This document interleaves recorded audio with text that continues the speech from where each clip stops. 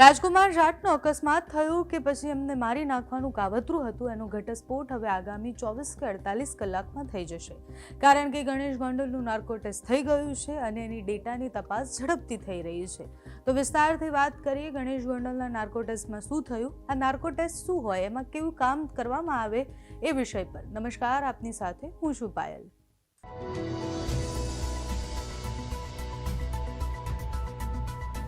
રાજકુમાર જાટ કેસમાં ગણેશ ગોંડલનો FSL ખાતે narco test કરાયો છે। 15મી ડિસેમ્બરમાં હાઈકોર્ટમાં એનો રિપોર્ટ સબમિટ કરવામાં આવશે। શરૂઆતથી કેસ સમજીએ તો તારીખ 9 માર્ચ 2025ના રોજ ગોંડલના પૂર્વ MLA જયરાજસિંહ અને તેમના પુત્ર ગણેશ ગોંડલ પર રાજકુમાર જાટ નામના યુવકને મારી નાખવાનો આક્ષેપ કરવામાં આવ્યો। પિતા રતનલાલ જાટે આક્ષેપ કર્યો હતો। માર્યા બાદ રાજકુમાર જાટનો રાજકોટ અમદાવાદ હાઈવે પર મૃતદેહ મળી આવ્યો અને પછી આક્ષેપ કરવામાં આવ્યો કે ગણેશ ગોંડલ દ્વારા આ કાવતરું કરવામાં આવ્યું હતું। મૃત્યુ પાછળ એમનો હાથ છે એ વાત પછી ફરિયાદ કરવામાં આવી। ફરિયાદ પછી સુરેન્દ્રનગર ખાતે ગણેશ ગોંડલની પૂછપરછ થઈ। રાજકુમાર જાટના પિતાએ નાર્કો ટેસ્ટની માંગણી કરી। બાદમાં પોલીસ પણ કોર્ટ સમક્ષ નાર્કો ટેસ્ટની માંગણી સાથે ગઈ। 5 ડિસેમ્બરના રોજ રાજકોટની કોર્ટે ગણેશ ગોંડલનો નાર્કો ટેસ્ટ મંજૂર કરી દીધો। ગઈકાલે એ ટેસ્ટ પૂર્ણ થઈ ગયો છે। પણ એ ટેસ્ટમાં શું થાય છે? ટેસ્ટ તો પૂર્ણ થઈ ગયો છે, એમાં મોટાભાગે પૂછપરછ બધી જ થઈ ગઈ છે। નાર્કો ટેસ્ટમાંથી મળેલી માહિતીનું વિશ્લેષણ અત્યારે થઈ રહ્યું છે। જે પણ માહિતી મળી છે 1-2 દિવસની અંદર એ કેસનો અંતિમ તપાસનો રિપોર્ટ હશે એવું કહેવામાં આવી રહ્યું છે।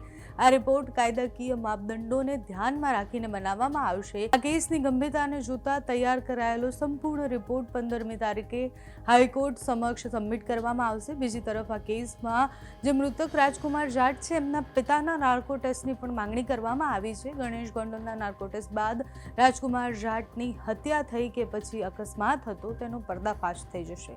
નાર્કો ટેસ્ટ એટલે શું? છેલ્લા કેટલાય સમયથી નાર્કો ટેસ્ટ પર ખૂબ ચર્ચાઓ થઈ રહી છે। નાર્કો ટેસ્ટમાં જેનો ટેસ્ટ કરવાનો હોય એ વ્યક્તિને સોડિયમ પેન્ટોથલ નામની એક દવાનું ઇન્જેક્શન આપવામાં આવે છે। એની અસરથી તેની વિચાર શક્તિ સીમિત થઈ જાય છે। આ ટેસ્ટ સમયે લગભગ એ બેભાન હોય એવી હાલતમાં હોય છે। દવાની અસરને કારણે જૂઠું બોલવાની સંભાવનાઓ ઘટી જાય છે।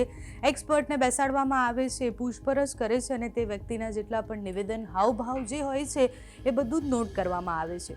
પણ કોર્ટમાં આ ટેસ્ટ જે છે એની વાતચીતને માન્ય રાખવામાં નથી આવતી। નેશનલ લાઇબ્રેરી ઓફ મેડિસિન્સ મુજબ આ જે ટેસ્ટ છે એ ટેસ્ટમાં એ વ્યક્તિ બેભાન અવસ્થામાં હોય છે, એટલે એની સ્વતંત્ર ઈચ્છામાંથી એને જે બોલવું હોય એવી રીતના નથી બોલતો।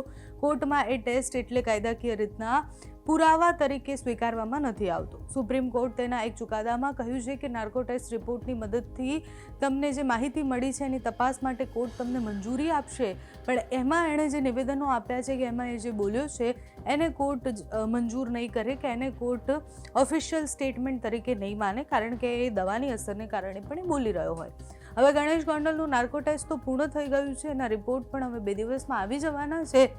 2 દિવસ પછી આખો કેસ કયા તરફ જાય છે જોવાનું રહ્યું। તમારું આ વિષય પર શું માનવું છે અમને કમેન્ટ્સમાં જણાવજો। અત્યારે આ વિડીયોમાં બસ આટલું જ। જો તમે અમને YouTube પર જોઈ રહ્યા હોય તો સબસ્ક્રાઇબ કરજો, Facebook પર જોઈ રહ્યા હોય તો ફોલો કરજો, અમારા આ વિડીયોને લાઇક અને શેર કરજો।